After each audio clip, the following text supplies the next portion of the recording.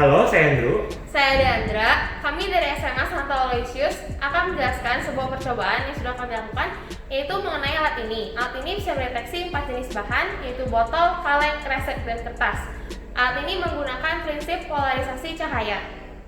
Nah, kita tahu bahwa cahaya dapat dipolarisasi. Misalnya pada laser ini, cahaya yang melewati polarisator akan menjadi terang atau gelap bila polarisatornya diputar. Nah, sifat tadi kita aplikasikan ke alat ini. Di tengah ada satu laser merah dan dikelilingi oleh 8 sensor yang menggunakan fototransistor dengan ditutup oleh polarisator. Yang 4 ini arah polarisasinya tegak dan sisanya arahnya datar.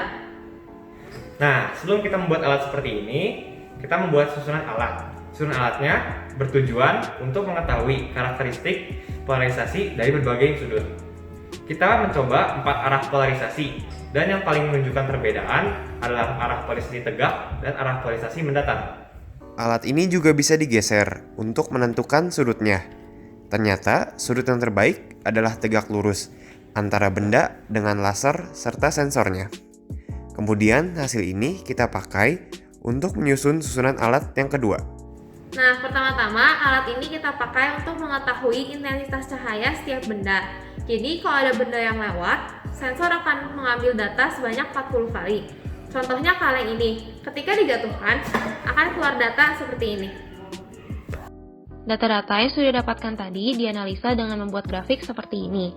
Kemudian didapatkan beberapa kriteria, contohnya seperti pada kaleng S1 hampir mencapai 1000, sedangkan pada kresek putih semuanya di bawah 500. Perbandingan S1 dan S2 pada kaleng hampir selalu di atas 5, sedangkan untuk kresek putih selalu di bawah 3. Dan range diferensial untuk kaleng adalah min 120 sampai 350, sedangkan untuk kresek putih sebagian besar adalah min 20 sampai 25. Untuk benda yang lainnya juga memiliki pola masing-masing. Dari hasil analisa keseluruhan, dibuatlah 6 syarat yang dianggap bisa dipakai untuk membedakan jenis benda. Yang pertama adalah syarat P, yang merupakan perbandingan rata-rata S1 dengan rata-rata S2. Lalu syarat AMAX, yang merupakan nilai S1 terbesar dari 40 pengambilan data. Rata A adalah nilai rata-rata S1 dari 40 pengambilan data.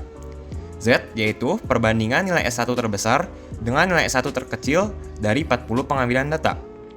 Diff merupakan nilai perubahan besaran S1 dari 40 pengambilan data. Dan yang terakhir adalah Pmax, yang merupakan nilai perbandingan S1 dengan S2 terbesar dari 40 pengambilan data. Dari syarat-syarat tersebut, dibuatlah kriteria range untuk masing-masing benda, yang kemudian dimasukkan ke sebuah program. Dibuat 3 buah model program. Model 1 dan model 2 adalah program menggunakan metode decision tree, dan yang model terakhir adalah model peluang, decision tree. Misalnya, ada syarat P kurang dari 2. Bila saat mendeteksi benda, syarat ini terpenuhi, maka akan diidentifikasikan sebagai kresek putih. Namun, jika tidak, maka akan ada syarat lain. Nah, proses ini dipakai terus-menerus untuk syarat-syarat lainnya. Pada metode ini dibuat matriks M berukuran 6x17 yang menyatakan 6 jenis benda dan 17 keadaan. Ketika benda yang diuji lewat di depan sensor, dari 40 data ditentukan keadaan mana saja yang terpenuhi dan dibuat matriks X berukuran 17x1 yang berisi 0 atau 1. Kemudian dihitung peluang masing-masing jenis benda dengan rumus Y sama dengan M kali X. Elemen terbesar dari Y menyatakan jenis benda yang terdeteksi.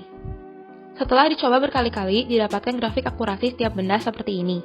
Secara keseluruhan, akurasi tertinggi dimiliki oleh program model 2 dengan total akurasi yaitu 87,5%. Program model 1 dan program peluang memiliki akurasi yang cukup baik pada beberapa bahan. Hanya saja kedua program ini kurang bisa mendeteksi botol, dengan akurasi 30% untuk program model 1 dan 0% untuk program peluang. Nah, dari percobaan ini bisa disimpulkan bahwa polarisasi cahaya dapat dimanfaatkan untuk memisahkan benda-benda tertentu. Namun, untuk bahan-bahan lainnya dibutuhkan percobaan lebih lanjut, misalnya dengan menambahkan sensor atau alat deteksi lainnya. Nantinya alat ini bisa digunakan buat memisah sampah atau bisa juga buat kegunaan lainnya. Biasanya kalau mau bisa banyak bahan butuh banyak sensor juga. Nah, tapi kalau yang ini cuma butuh 2 sensor udah bisa misahin 4 jenis bahan. Bagus kan?